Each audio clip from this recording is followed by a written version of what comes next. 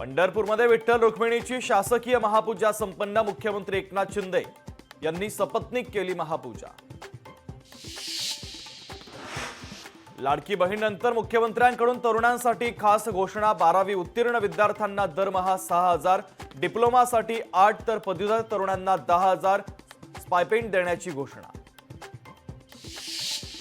नाशिकच्या सटाण्याचे अहिरे दाम्पत्य ठरलं यंदाचं मानाचं वारकरी। तर बाळू अहिरे आणि आशा अहिरे यांना मुख्यमंत्र्यांसोबत विठ्ठलाच्या महापूजेचा मान।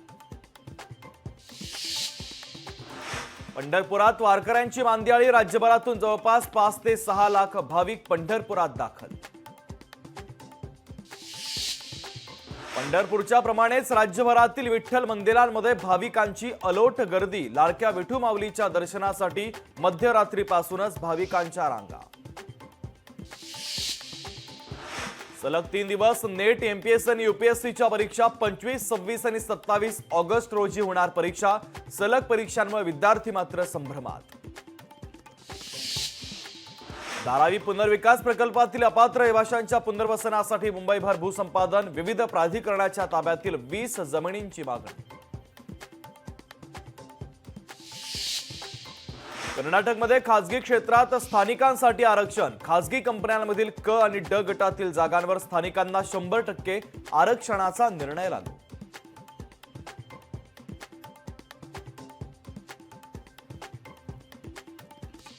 मुंबईतील शिव उड्डाणपुलावर आज आणि उद्या अवजड वाहनांना बंदी। ताजिया विसर्जनासाठी काढण्यात येणाऱ्या मिरवणुकीच्या पार्श्वभूमीवर महत्त्वाचा निर्णय।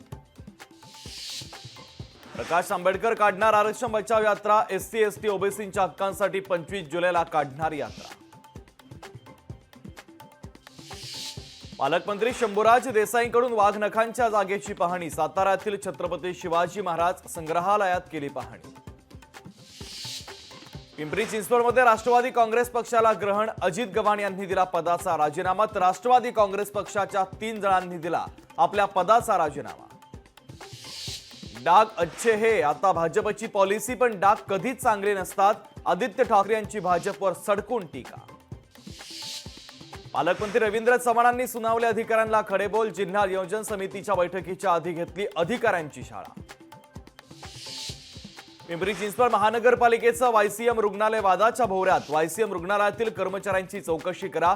सामाजिक कार्यकर्ते विजय कुंभार यांची मागणी। छत्रपती संभाजीनगरमध्ये लाडकी बहीण योजनेचा फॉर्म भरताना महिलांची फसवणूक। महिलांना 19,000 रुपयांचा गंडा। करमाड पोलीस स्टेशनमध्ये वंदना म्हस्केच्या विरोधात गुन्हा दाखल। सुप्रीम कोर्टाला मिळाले 2 नवीन न्यायाधीश। न्यायमूर्ती एन कोटेश्वर सिंह, न्यायमूर्ती आर महादेवन यांची सुप्रीम कोर्टात नियुक्ती। केंद्रानं कॉलेजियमच्या शिफारसीला दिली मान्यता।